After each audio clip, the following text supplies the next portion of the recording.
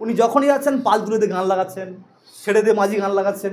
উনি গায়ক না গায়িকা, নাকি উনি এমপি হবেন, না মানুষের সুখ দুটা বুঝবেন? ওনার হচ্ছে ওই ফোলানো বেলুনের মতো অবস্থা।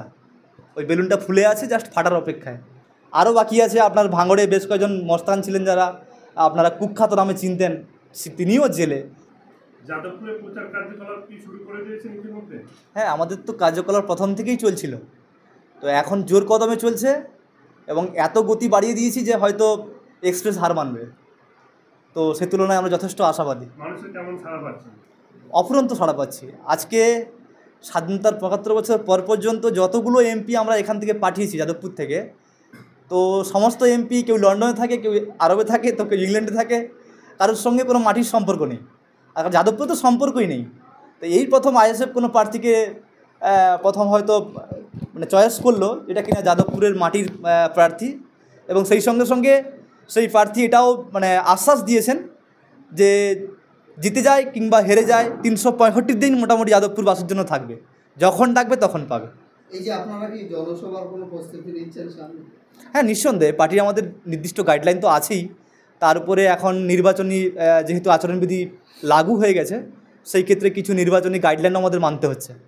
তাই আমরা চাইলেও কিন্তু অনেক কিছু আমাদের মেনে চলতে হয়, তাই আমরা আইন মাফিক কার্যকলাপ চালিয়ে যাচ্ছি। 2019 লোকসভা ভোটে মিমি চক্রবর্তী 1,11,000-এর বেশি ভোট ভাঙড় থেকে লিড পেয়েছিলেন। এবারে গত কয়েকদিন আগে শওকত মোল্লা ভাঙড় মাঝরাইট নওশাদগড়ে এসে তিনি বলেছেন যে 50,000-এরও বেশি ভোটে লিড পাবে সায়নী ঘোষ, চ্যালেঞ্জ করে বললেন। না, ওনার হচ্ছে ওই ফোলানো বেলুনের মতো অবস্থা। ওই বেলুনটা ফুলে আছে, জাস্ট ফাটার অপেক্ষায়। আর সেই ফাটানোর তো কেউ ছিল না, আইএসএফ এসছে এখন ওই বেলুনটা ঢাস করে ফাটাবে। ফোলানো বেলুন কাকে বলছেন? যিনি বামফ্রন্টের আমলেও বিধায়ক ছিলেন এবং তৃণমূলের আমলে এবং ভবিষ্যতেও তিনি যেখানে যাচ্ছেন জয়লাভ করছেন, তাহলে এখানে ফোলানো না, অ্যাকচুয়াল মানুষের তো নিজস্ব অধিকার মানুষ ব্যক্ত করতে পারছে না। এতদিন পর্যন্ত আমরা দেখে এসেছি, হয় বুথ দখল হয়েছে আর নয়তো সাধারণ মানুষকে ভোট দিয়ে দেওয়া হয়নি। তার অধিকার যদি তাকে দেওয়া যায় তাহলে মনে হয় এই তোলামূল নামক দলটাই হয়তো থাকবে না, নিশ্চিহ্ন হয়ে যাবে। এবারেও যে বুথ দখল হবে না সেটা কতটা আশাবাদী? এটা আমরা আশাবাদী। আমাদের নওশাদ সিদ্দিকী চেয়ারম্যান সাহেব উনি যথেষ্টভাবে বলেছেন যে আমাদেরকে মানুষ পছন্দ না করে, আমাদেরকে মানুষ ভোট না দেয় তাতে কোনো আপত্তি নেই, কিন্তু মানুষ যেন তার পছন্দের ব্যক্তিকে ভোট দেয় তার যথাযথ ব্যবস্থা করব, এবং এটা আমরা অঙ্গীকারাবদ্ধ। বুথ স্তরের সমস্ত কর্মী এ নিয়ে আমরা প্রচণ্ডভাবে সক্রিয়। বিভিন্ন পঞ্চায়েত ভোটেও তো বলেছিল নওশাদ সিদ্দিকী যে শান্তিপূর্ণ ভাঙড়ে ভোট হবে, কিন্তু ভাঙড়ে কী হলো সেটা পশ্চিমবাংলার মানুষ সবাই দেখেছে। আমরা প্রচণ্ডভাবে চেষ্টা করেছি এবং প্রশাসনের উপরে আস্থা রেখেছিলাম, কিন্তু দেখলাম সেই প্রশাসন দলদাসে পরিণত হয়েছে। তাই সেই থেকে আমরা অনেকটা শিক্ষা নিয়েছি। আশা করি আগের তুলনায় অনেকটাই আমরা বেটার রেজাল্ট করব। শওকত মোল্লা মাঝরাইট থেকে বার্তা দিয়েছেন যে যারা আইএসএফ বা অন্যান্য রাজনৈতিক দল করবে তাদের জেলের ঘানি টানতে টানতে কেরিয়ার শেষ হয়ে যাবে। ওই দেখুন না কে ডেলিভারি টানছে। ওনাদের শিক্ষা দপ্তর জেলে, স্বাস্থ্য দপ্তর জেলে, খাদ্য দপ্তর জেলে। আরও বাকি আছে আপনার ভাঙড়ে বেশ কয়েকজন মস্তান ছিলেন যারা আপনারা কুখ্যাত নামে চিনতেন, তিনিও জেলে। অতএব ওনাদের হয়তো মতিভ্রম হয়েছে, তাই ওনারা বুঝে উঠতে পারছে না যে জেলে আমাদের ব্যক্তি যাচ্ছে নাকি ওদের ব্যক্তি যাচ্ছে, তাই ভুলভালভাবে বলে ফেলছে। মানসিক চিকিৎসা করার দরকার আছে। যাদবপুর কেন্দ্রে 7টি বিধানসভা, ভাঙড় সহ 7টি বিধানসভায় আপনাদের এজেন্ট নেওয়ার সমর্থক আছে, দিতে পারবেন? নিঃসন্দেহে প্রতিটা বুথে আমাদের এজেন্ট দেওয়া হবে। সেই বিষয়ে আপনারা কালকে দেখলাম একটা ইলেকট্রনিক্স মিডিয়ায় 1, 2, 3 যেটা নাম্বার হচ্ছিল, সেই নাম্বারে আইএসএফ যতগুলো জায়গায় প্রার্থী দিয়েছে কোনো জায়গায় আইএসএফ 3 নম্বরও আসছে না, কি বলবেন? না, ওগুলো তো টাকা দিয়েই করানো হচ্ছে। সরকার যারা রুলিং পার্টি আছে তারা কিংবা যারা অন্যান্য যারা দালাল মিডিয়া আছে ওরা কী করছে, টাকা খেয়ে 4জন 5জন 6জনের বাড়ি গিয়ে ওরা ভোটার করে নিল যে টিএমসি জিতে গেছে, বিজেপি জিতে গেছে, আইএসএফ নেই। কিন্তু ভুল। আপনারা গ্রাউন্ড লেভেলে যান, গ্রাম্য লেভেলে চলে যান, যেখানে মানুষের হাতে মোবাইল নেই, যেখানে মানুষ ভোট দেওয়ার কোনো ব্যবস্থাই নেই, মোবাইলে ডিজিটাল সিস্টেম জানেই না ওরা, ওদের কাছে কিপ্যাড ফোনটুকুও নেই, তারা তো মানুষের মতামত কী করে দেবে? আপনারা ওর উপরে নির্ভরশীল হচ্ছেন, এটা আমরা বিশ্বাস করি না। আপনাকে সেই হিসেবে পাড়ায় পাড়ায় প্রচারে দেখা যাচ্ছে না, কবে থেকে নামছেন পাড়ায় পাড়ায়? আসলে না, পাড়ায় পাড়ায় নামা হচ্ছে, বাড়িতে বাড়িতে চলে যাচ্ছি আমরা কিন্তু মিডিয়া বিশ্বাসী নয়। আমরা হচ্ছে মানুষের সঙ্গে ভাব বিনিময় করব, মানুষ আমাদের চাইছে, মানুষের সুবিধাতে থাকছি, এটা আমাদের প্রথম থেকে নীতি আদর্শ। বাট আমরা কিন্তু মিডিয়াজীবী নয়, তাই আমরা মিডিয়ায় অত দেখাই না। সায়নী বলছে যে যাদবপুর নিজের মেয়েকেই চায়।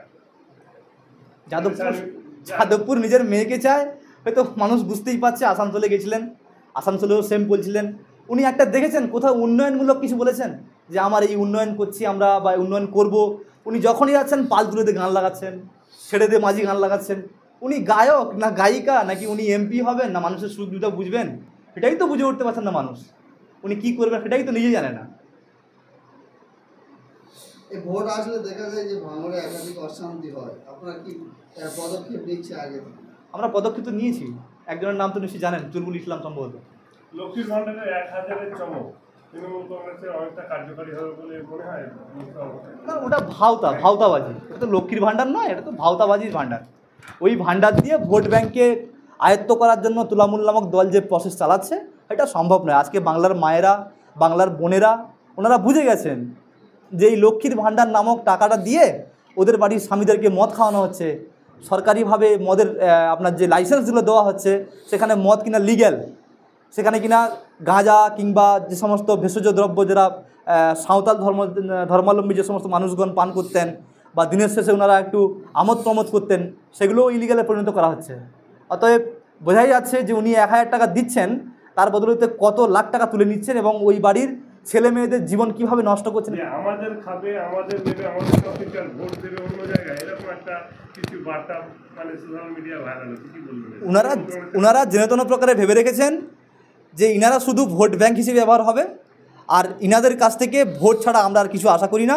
উন্নয়ন তো ওনাদের হবে না, উন্নয়ন হবে কাদের? তোলামূলের নেতা মন্ত্রীদেরই উন্নয়ন হবে, সাধারণ মানুষের উন্নয়ন হবে না। তৃণমূল কংগ্রেস বিভিন্ন প্রকল্পকে সামনে রেখে মানুষের কাছে ভোট চাচ্ছে, আপনার ইস্যু কি থাকবে, কি দেখিয়ে ভোট চাবে? অ্যাকচুয়ালি আমরা মানুষের সুখ দুঃখের জন্য, মানুষের যা সমস্যা আসছে সেই সমস্যা সমাধানের জন্য আমরা এগিয়েছি এবং মানুষ যে সমস্যাগুলো তুলে হচ্ছে, আর যাদবপুরবাসী লাঞ্ছিত, পদদলিত, অবহেলিত, তাই সেই সমস্ত দিক থেকে যাতে মানুষ তার মৌলিক অধিকারটুকু সে পায়, যেমন শিক্ষা, যেমন স্বাস্থ্য, যেমন খাদ্য, অন্ন, বাসস্থান, এগুলো যাতে পায়, তার জন্যই আমাদের মূল লড়াই। এই যে ডায়মন্ড থেকে নওশাদ সিদ্দিকী পঞ্চায়েত ভোটের পরেই বলেছিল যে আমি ডায়মন্ড থেকে আবার প্রতিদ্বন্দ্বিতা করব, কিন্তু শেষ টাইমে উনি আর প্রতিদ্বন্দ্বিতা করলেন না। এই জায়গায় আইএসএফ যারা কর্মী সমর্থক এবং যারা ভোটাররা আছে, তাদের মনে কোনো রকম দ্বিধাবোধ হবে না? যে না, মোটেও নয়।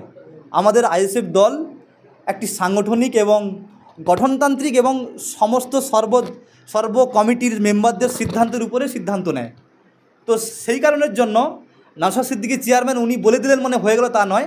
আমাদের দলটা কিন্তু ল্যাম্পপোস্ট নয় বা কোনো একজন ব্যক্তি দ্বারা নির্ভরশীল নয়। আমাদের সকলের মতামত নেওয়ার পরে সিদ্ধান্ত হয়েছে যে নওশাদ সিদ্দিকীকে দাঁড় করালে হয়তো উনি ওই জায়গাটায় এক জায়গায় দাঁড়িয়ে যাবেন এবং রাজ্যের যেখানে যেখানে আমরা প্রার্থী দিয়েছি হয়তো সেখানে আর প্রচার করতে পারবো না। সেই ক্ষেত্রে দল মনে করেছেন যে ওনাকে দাঁড় করানোটা ঠিক হবে না, তাই দলের সিদ্ধান্তকে উনি গ্রহণ করেছেন এবং আইএসএফের সমস্ত স্তরের কর্মীরা এটাকে মানবতার সহিত গ্রহণ করেছেন। ওই আপনারা সভা তো করছেন না, যে বলছেন যে নওশাদ সিদ্দিকী বিভিন্ন জায়গায় সভা করবেন, ওই সভা তো হচ্ছে না। ভোট ইলেকশন ঘোষণা তো অনেকদিন আগে হয়ে গেছে। ইলেকশন ঘোষণা অবশ্যই হয়েছে, কিন্তু নির্বাচন কমিশনের কিছু বিধিনিষেধ আছে এবং সুবিধা অ্যাপ্লিকেশন নামে একটা অ্যাপ্লিকেশন জারি হয়েছে। এটা রেজিস্ট্রেশনের জন্য কিছু প্রসেস আমাদের চলছে। তো সেই প্রসেসটা কমপ্লিট হওয়ার সঙ্গে সঙ্গেই আমরা নিঃসন্দেহে প্রচার ক্যাম্পেইন কোথায় কোথায় বড় বড় সভা করবেন? যাদবপুর সহ আমরা প্রতিটা লোকসভা কেন্দ্রেই আমরা প্রচার করব এবং প্রতিটা লোকসভা কেন্দ্রে আমরা জনসভা করার জন্য আয়োজন নিচ্ছি। যে কটা প্রার্থী দিয়েছেন আইএসএফ তরফ থেকে কতটা আশাবাদী জিততে পারেন? ভীষণভাবে আশাবাদী। মানুষ বিকল্প কাউকে চাইছিল, এতদিন কোনো বিকল্প ছিল না। এখন আইএসএফ নামক একটা বিকল্প দল এসছে, সেই বিকল্পকে মানুষ দু হাত ভরে আশীর্বাদ করবে, এটুকু আশা রাখি। যাদবপুর লোকসভা কেন্দ্রের মধ্যে আপনার সিপিএম এবং কংগ্রেস বিভিন্ন দল তারা প্রার্থী দিয়েছেন, আপনার সবচেয়ে প্রতিপক্ষ কোন দলের সাথে মনে হয়, কার সাথে আপনার লড়াইটা? না, আমাদের লড়াইটা হচ্ছে সাধারণ মানুষ, গরিব মানুষ, কৃষিজীবী মানুষ, এসসি এসটি ওবিসি পিছিয়ে পড়া মানুষের লড়াই। সেই স্বার্থে সিপিএম বলুন, কংগ্রেস বলুন, বিজেপি বলুন, এনারা তো এতদিন ছিলেন, এতদিন পশ্চিমবাংলার বিভিন্ন সময়ে ওনারা পার্লামেন্ট হিসেবে এখান থেকে নিযুক্ত হয়ে গেছেন, কিন্তু মানুষ তো সেই একই অবহেলিত। তাই সেই ক্ষেত্রে মানুষ আর ওনাদের প্রতি আস্থা রাখছেন না। বর্তমান আইএসএফের প্রতি আস্থা রাখছেন। আপনারা গ্রামে গ্রামে পাড়ায় পাড়ায় ঢুকলে বুঝতে পারবেন আইএসএফের কীভাবে সমর্থন চলছে। আপনাকে ভয় দেখালে নমিনেশন উঠতে হবে না? আমি সত্যি বলতে কি এরকমভাবে কখনো প্রস্তুতি নেইনি। আপনারা জানেন ভাঙড় 1 ভিডিও এবং ভাঙড় 2 ভিডিওতে এসেছিলাম, ওখানেও ভিডিও সাহেব বলছিলেন যে এখানে না মানুষ ঢুকতে পারে না, এখানে নাকি আসলে কারোর হাত যায় পা যায়। আমি বলেছিলাম যে আমার যদি জীবন চলে যায় আমি দাঁড়িয়ে থাকবো, দেখতে চাই যে গণতান্ত্রিক প্রক্রিয়ার উপরে ভিত্তি করে বা গণতন্ত্রের উপরে ভর করে কোনো ব্যক্তি আমাকে কিছু করতে পারে। বাট আমি 2 থেকে 3 ঘন্টা পর্যন্ত অপেক্ষা করলাম, কারোর সাহসটুকুও হয়নি। আর জেতার পরে আপনাকে দেখা যাবে? হ্যাঁ, নিঃসন্দেহে 365 দিন দেখা যাবে। মানুষ যখন চাইবে তখন পাবে। 365 দিন যে কোনো সমস্যায় যখন ডাকবে তখন আমাকে নিঃসন্দেহে পাওয়া যাবে। 365 দিন এখানে তাহলে সংসদে যাবেন না? না না না, সংসদের পরেও তো আমাকে বাড়ি আসতে হবে। বাড়িতে আসবো, মানুষের সমস্যা হবে, এই সমস্যা তো শুধু যে ফিজিক্যালি হবে তা তো নয়, ডিজিটালি হতে পারে, ভিডিও কনফারেন্স হতে পারে, আরও অনেক প্রসেস আছে।